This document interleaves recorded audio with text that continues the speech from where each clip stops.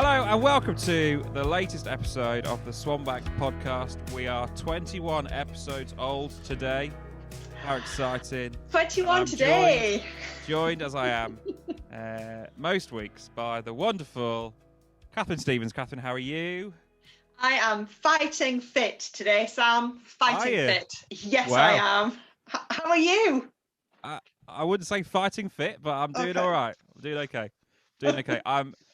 I'm sat in Kathryn's office today to record while Kathryn, you're still at home, aren't you, on Zoom? I am. I'm still incarcerated at home on Zoom. But the benefits of this, guys, is that the staff team were down for a tidy up the church day. And so Sam's been tidying up the church with some of the others, and I've been at home. It does seem so. It seems to have come about that your self-isolation has coincided with some of the most significant footballing events we've ever seen in this country. The Wimbledon finals. You managed to watch all the good bits of Wimbledon, and you didn't have to tidy up the church. That's one example of leadership, isn't it? I feel like God's on my side, Sam. What can I say? God is on my side. Clearly, we've not been working hard enough, so he felt like you needed a break, and we all needed to step up. So obviously, we've all been working terribly hard today in your absence, obviously. Well, I did hear some excitement of you found a box of shortbread in my office, which was given to us as an office gift, and it had stayed on my desk unopened. I was going to share it, but they were very excited about receiving the shortbread. Yeah, I've been hunting around Kathryn's office for snack opportunities, and all I could find was some Weight Watchers bars, which I wasn't very interested in, a mouldy apple, but fortunately there was a lovely box of all butter shortbread. So yes, happy days. That'll keep us going. Have you not found my secret stash of food? Is it in one of these drawers? Shall I have a look through your drawers? If you want to. Well, I mean, this is gross. That's a Tupperware lid with some gunk on. What was in there?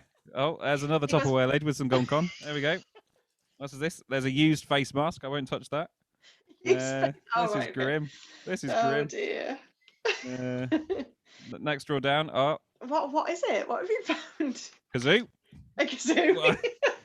Great. You never know when you might need a kazoo, Sam. Oh, here's a big drawer. There is a. What's this? Well, I don't think it'd be very exciting now. Skinny whip. What is that? What's a skinny whip? Skinny whip. Strawberry and chocolate snack bar. Less than 99 calories. And you can tell when you taste them. Sam. That went out of date last December. There you go. You see, I haven't even eaten it. There we go. Well, that was an exciting feature of the podcast. When I'm desperate, I will eat that though, even if it's a year out of date. I'll have a nibble at least. I'll open it and see. Dear. One of the big decisions we made today was George has decided that we need a communal staff snack box. So. Oh well, okay. I mean, I won't oppose it. You understand? I asked the question about who would fill up the snack box. Yes. And I didn't get a clear answer to that question, so still unsure.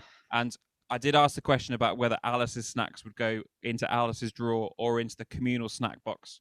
And again, people weren't very sure about that. So can I just say something there? If it is a communal snack drawer and Alice has got anything to do with it, she needs to put in about 4 times as much money as the rest of us. I'm only saying, she never listens to this podcast anyway. She hasn't got a clue I'm saying it, so I'm just going to put it out there. Yeah, fine. But we could ask for donations from the lovely church people. I mean, to be fair, into our snack box. We have been very blessed over the course of the last 12 months. We have. By people from the church dropping off. Yes. Boxes of biscuits, boxes of chocolates. I am so fat right now because of the amount of snacks that people have brought in over the last 12 months that I've had no self-control around. And I'm very grateful for. Can I just say something to this? Right. Yeah. I feel like you've got a bit of blinkered vision here. If you are putting weight gain linking with the gifts that have come into the church from people, then I think it's got more to do with the fact you've eaten a Zinger burger every day for like a year and a half. Every Tuesday. I was good today. I only had a jacket potato with tuna today. I didn't have a Zinger. Thank you. Hey, this leads us nicely on to the next thing we're going to talk about today, is that I've started cycling. I bought a bike. Excellent. During my self-isolation, so I've been on a couple of bike rides. So a bike that actually moves rather than a static bike. That actually moves. That's true. So I rode all the way to Congleton on Friday. And back? Well, I rode all the way there and thought this is great, but I feel a bit tired now. And then thought, well, I've got to ride all the way back home now. So I was fine on the way there, and as soon as I turned round, it was horrible. Me bottom is still sore. I'll say no more about that. But you'll have to get a gel saddle. I will indeed. But I rode to SwanBank yesterday for work. Quite a big hill, I'll say. There's quite a big hill you have to go up, and then a big hill that you have to come down. Both of which were quite terrifying. There is from your house. I mean, both ways you're going uphill and downhill, aren't you? Nightmare. So I managed to ride all the way up Hamel Road yesterday. Wow. So I was quite impressed with that, and then almost fell off on the way down the other side. Oh, be careful. Indeed. So did you wear safety gear? I do. I'm of course wearing a bicycle helmet. Well, of course. Yes. Well, and I think I look quite good in a bike helmet. I think you probably do as well. I've not seen you, but I think you do. Less so. Other people don't think I look quite so good. Oh. And much mockery has ensued today, I will say, in your absence. I'm sorry. If I'd been here, I would have stopped that, Sam. You would have joined in, is what you'd have done, I imagine. Probably, yeah. That is so true. So I can't really feel my legs today, but it's all good. It's all fun and games. It's all fun and games. Oh, well done. Well, I'm impressed. And can I just say that, if you're doing that for health and well-being and all those kind of things, good on you. But we love you just the way you are. Thank you. Just so you know. I don't know if I've told you this, but I've actually signed up to the Potters Half Marathon this time round. So I think I heard that. Which is wholly Phil Andrews' fault, and I'll say no more about that either. But it's like actually happening now. Up to now, it's been like a thought in my head that I'll deal with that another time. Whereas now I actually have to do some work to make it happen. So. Oh, do you know you're dropping your H's all the time? I'm just putting it out there. Your Ed and terrible. Appen. Ed and Appen. It's terrible. Said. Okay. I'm just spending too much time with Stokies today, obviously. Yes. Who are you going to run with? Phil? Who else? Anyone Tom else? Hall's doing it, apparently. Tom Hall? Okay. Tom Hall. No H in all. Tom Hall's like a whippet, isn't he? Do you think? He'll be like a whippet out of the tracks. Yeah. He's asked me to go many times. He's asked me to go for a run with him. And I am like, I'm the most unexcited about that. Because he would just run away and I'd be left in a mess, in a heap. Yes. Because he is like, as you say, a whippet. Yes. A whippet, indeed. Indeed. But just a moment about Tom Hall's hair. I don't know if you've ever seen Tom Hall's hair, people who are listening, but I don't imagine it ever moves when he's running. I don't think I've ever seen Tom Hall's hair move. Perfectly. Yeah. Coiffed. What's the word? Coiffed. Is that the right word? I'd go with it. Perfectly coiffed. Okay. Yeah. There we go. Yeah. Perhaps it's not his hair. Is it like a helmet that he puts on in the morning? Ask Tam. Ask his wife Tam. Say, is it actually a helmet that he takes off at night? It's a bit John Travolta-esque, isn't it? I always think. Yeah. There we go. Yeah. Anyway. Wow. The well-coiffed Tom Hall. There we go. What a start to this week's podcast. Flipping it. I know. So how many people are we hoping aren't going to listen to this? How many have we take the mickey out of so far? Alice, Tom. I'm sure there's a few more that me. We can. Yeah. Anything exciting that you've got to report from your period of incarceration? Are you and Lloyd still friends? We are definitely friends, and yes, I have got something to share with you, Sam. Okay. I have delved into the dizzy heights of HelloFresh. Oh, interesting. I know. Are you converted? Well, I've only had my first delivery today, okay. And I've had a look. So it was like half price offer. So actually, Lovely. It works out as £2 per serving, which I think wonderful. is not too bad. So I thought I'll give it a go. I'm looking and I'm thinking, is that for 2 people? I think that would feed 1 person. So I do realise we have a few issues when it comes to portion control in our house. It's the same in our house. But yeah, there we go. Wowzers. So what is on the menu this week? I'm already looking at what I'm cooking tonight. Mm-hmm. So, and a little thing as well, they only put two menu cards in when I've ordered 4 meals. So I've got like 2 meals without any menu cards. So I'm hoping that they'll be online, that I can just because they've obviously forgotten to put those in. Anyway, tonight it's chili chicken. Ooh. So it's a bit of a stir fry chili chicken thing. But I'm already thinking, I'm going to stick some prawns in as well. Chicken and prawns. Yeah. So, but I'm thinking maybe there'll be. Well, I'm going to do that because I'm one chicken breast between 2 of us. I mean, that's a bit stingy, isn't it? I think. So I'll stick some prawns in because I've got some in the freezer. So that's good. I'll let you know next time we do it. I'll report back. Yeah. We could get a brand deal with HelloFresh. That'd be exciting. We could, although we probably need a few more than Dave Howe listening and my mum and dad listening to our podcast to do that. Oh, do you think? That's not true. We've got people listening in, haven't we? A few, yeah. Yeah. I don't really dare check in case I'll be disappointed. Oh, okay. Fair enough. I think that's a good policy. Yeah, I agree. We'll just tell everyone it's wildly successful. It's fine. Right, I think we've quaffled enough today. So you've actually done some preparation for today, haven't you? Yes, I have. This is the most prepared we've ever been for one of these podcasts. So yes. I'll hand it over to you. What I will say is the internet in your office is terrible. So I think yeah. That's funny. It is terrible. Have you plugged in? I've not plugged in, no, because I'm on me Mac, which hasn't got a plug-in. You haven't got a plug. Macs are rubbish, aren't they? So I might just let you speak. Okay, great. I'll chip in with some witty banter in due course. Me speaking all the time is sure to pull in the crowd, Sam. Okay, so I'm thinking, right, that obviously we can't ignore the football on Sunday night. We might want to, but we can't. And we all sat, didn't we? And we all were elated when after 2 minutes, Luke Shaw, absolute hero. Great. I mean, it was a great goal. He set it up and he scored it. Fabulous. Well done. And then I think we completely dominated really the first half, and then it kind of just went downhill from there, really. I think the occasion just got the better of us. I think that was the thing. A young team, but I love them. I love it's clearly what Gareth Southgate has done is he's galvanised his team. They love each other. They care for each other. There's a real sense of team. You see it from the minute they're even standing there, like with their arms around each other, singing the national anthem.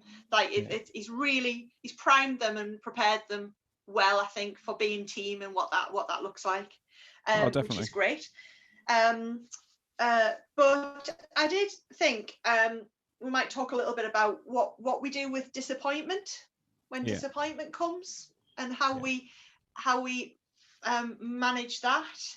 And I think we've seen some examples of that in some of the posts and things that we've seen come out in terms of, people just recognizing how well they did to get as far as they got. Being such a young team, really, and inexperienced in many ways, how well Gareth Southgate seems to have done to pull a young team together. What excellent preparation this will be for the World Cup, the end of next year. There's so many positive things to take away that actually, if the team channel the disappointment that they feel at the moment from Sunday night, if they channel that in a positive way, then this could be really, really good for them for next year.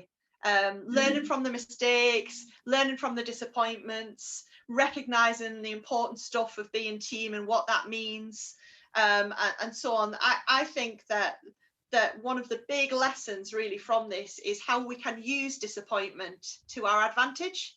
Yeah. I think that the most important thing about that is retaining the team thing, and you use that shared experience together to help deal with that disappointment and turn it into something that can be in a lot of ways a positive outcome further down the line.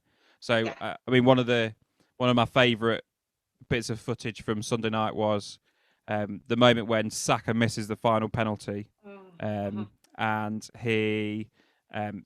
So the penalty saved, and then you see this stream of Italian players running towards the goalkeeper to celebrate, and Saka's just stood in the middle of all of them, and then you see Calvin Phillips run from the halfway line where all the England team has stood, like through this crowd of Italian players, and go straight to Saka to make sure he's not on his own in dealing with all of that, and then very quickly the rest of the team follow when it's. There's all that footage of Gareth Southgate with his arm around people, and him as being somebody who's had to deal with disappointment in a similar setting as well. He knows what that feels like, doesn't he? He knows exactly, what that feels and like. it's their whole approach is to do it together and do it as team, and I think there's some really valuable lessons there for sure. Absolutely, and the things that we can transfer, I think. Into the context in which we might find ourselves, and if we think for a moment around the church context, that we find ourselves, we deal with all kinds of disappointments, don't we? External stuff that comes our way that floors us, things that we hoped would be fruitful and successful that aren't necessarily, all of those kind of things that are just part of living this life, and sometimes the temptation might be, and some people go down this route, is just to find nothing but fault and criticize, when actually I don't think that's a godly thing to do at all. We admit if we make mistakes. Yes, we think, right, we must learn from that, we must do better, or learn from those, and how can we do things differently in the future, of course. But for me, what I see is God who calls us to be team together, to be community together. There's a reason why Jesus wanted to build his church, and it's that we're called to be together. And that's and I think the temptation when disappointment comes is to withdraw from the team, is to separate ourselves, and that's the very time when we need to stick together, be with each other. It's been it was interesting last week. So I did last week's Bible study on Wednesday, and then chatted with Lauren on Sunday evening, looking at some of Hebrews 11. It's great. And I've always read Hebrews 11 as look at the faith of these individuals and how their faith, just them, has enabled them to follow God's calling. But when you actually delve into those passages, the faith of Abraham, the faith of Moses, yes, some of it's about Abraham and some of it's about Moses. But a lot of it is about the faith of the people around them as well. Yes, so even in the face of their disappointments or their struggles, and even in their joys and their victories, it's not just about them. It's about them and their family and their community having faith together to enable them to follow God's call and to live out His will and purpose in their situation. And that was a new way for me to understand those passages this week, which has been really interesting. Yeah, and that's really helpful. And I think when we reflect on it like that, we recognise that actually faith was never meant to be a solitary thing for us at all. And we own our own faith. Of course we do. We make a faith decision for ourselves. There is an individual response to the challenge of faith, without a doubt, in my mind anyway. But we outwork that faith, and we exercise that faith, and we grow that faith in community, in team. And one of the big challenges of that is to choose to remain a team, even with the disappointments and the curveballs and the times when we might miss the penalties, or the penalties get saved, or whatever it might be, and I think for me the mark of a mature Christian faith is are the times when we think actually the easiest thing in the world now would be to withdraw from my team. But I know that God calls me not to. God's called me to this team, and I choose to stay committed. Yeah, for sure. The other thing that has come out of the football on Sunday is, you'll have seen in the news and all over social media, a whole raft really of racist abuse, particularly focused on Saka and Rashford and Sancho, the ones that missed the penalties. Oh gosh, which is just extraordinary that it still happens, that people choose to respond to disappointment in that way. Yeah, and I that think is the flip side to what we're talking about here, isn't it? That's the complete wrong way to deal with when things don't go away or don't happen in the way that we should, isn't it? I would go further than that, and I would say that I think we must not see that as a response to disappointment. Do you know what I mean? That is not a response to disappointment. That is ingrained hatred. Yeah. You know, and the fact that, you know, none of us are surprised that that's happened. Yeah. As soon as do you know, as soon as we saw what had happened, as soon as we saw that it was, you know, black players who happened to, you know, have their penalties caught or missed, and you know, you could see what was going to happen. And because we're living in this world where racism is so overt, so obvious, that it's like, oh gosh, we know what's going to happen here, because the haters will come out and hate. And I think I would want to say that is not a response to disappointment. That is an evil, ungodly response, which is born out of hatred, in the form of racism. And I'm so glad to have seen so many people come out on Facebook and that, you know, social media and condemn that racist behavior. It's just horrific. Horrific. Yeah. And what I mean, Amy's message on Sunday morning, speaking about the parable of the persistent widow, about her in that parable, the character of the widow seeking justice from somebody who was unjust. And that being a command for us to be committed and faithful to and persevering through, seeking justice always in every area of our society. As it's not an opt-in or opt-out part of our faith, is it? It's a core, integral part of who we're called to be as part of God's kingdom, and to seek justice and equality, and to lift up those who are oppressed and persecuted. And it's a command, isn't it? It's not a choice. We have to be people who seek justice if we want to call ourselves followers of Jesus. And so when things like this happen, we've got to take really seriously what our response is going to be, I guess. Yeah, absolutely. That parable that you've raised there it's in response to prayer, isn't it? That parable is told, which I find really interesting, because actually Amy and I were chatting about this last week, and chatting about this parable, and just thinking that, you know, we might read from that, you know, actually persistence in prayer, which is absolutely true, but one of the things that, you know, I'm thinking about more and more around our prayer life is that our prayer life needs to be, yes, our communication with God, but also a question I'm asking more and more in my own prayer life is, you know, as I'm praying stuff, and Lord, what do you want me to do about it? What you know, how are you calling me, Lord, to in a sense be part of the answer to the prayer I'm bringing? So if we're praying for if we're praying against racism, you know, then what are our actions? What are our actions to work towards that prayer, which is a prayer for justice? And so the two going hand in hand, really, of prayer and action, I think, is what's spoken to me in all of that. I guess the follow-on question from that is, what does that action look like? And I asked that question not really knowing how to answer it myself, but I mean, when with the death of George Floyd last year, I had some conversations with some people from our church. Obviously, we're in lockdown and continue to be, and have continued to be in lockdown.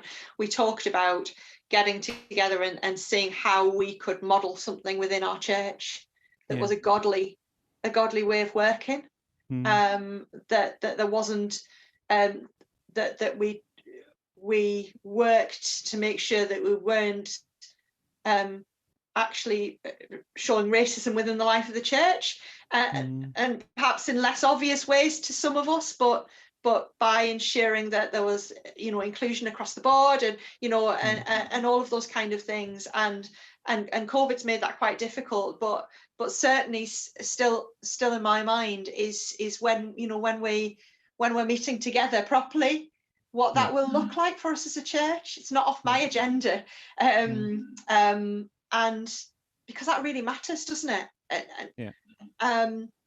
It matters for those who, it matters for our church family currently. It matters for those who might be part of our church family in the future. It matters that we are not just seen to be doing the right thing, but we are doing the right thing. Doing what God would have us do, in terms of making sure that we are working towards justice and fairness and the right stuff of the kingdom. Because if we're not modeling it, then there's something really wrong.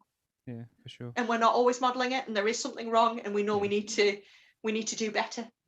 Yeah, and that goes for our corporate life as a church together, but it also goes for our individual and personal response, doesn't it? And almost examining each area of our lives, the attitudes that we take towards others, the words we choose to use, and the actions we choose to undertake, and thinking really carefully around whether those things are, of God, and whether we're acting in a godly way in those things, or whether we're just peddling the inequality and oppression. Yeah. So often that's not the intention, No. but it's an awareness of how society around us, all sorts of other factors have led us to a place where subconsciously almost we act in a way that doesn't do anything to stop the issues. Yeah. And I think what I've learned over this last 18 months is that unawareness, is that all right? Is that a word?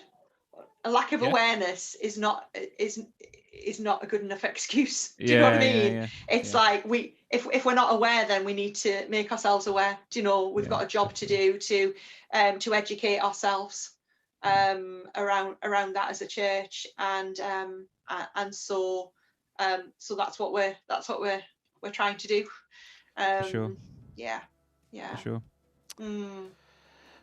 Thank you, Kathryn, for sharing again. I hope for those listening it's been a helpful conversation, and a challenging conversation as well. Lots of stuff in there to be thinking about and taking into your week. If you want to talk more about any of the stuff that we've talked about today, then feel free to get in touch. You could do that through the website. But hopefully we'll be back recording one of these in the same room next week. What a treat that'll be. What a treat. It absolutely will be. Indeed. But we hope you have a lovely rest of your week, and we'll see you very soon. God bless.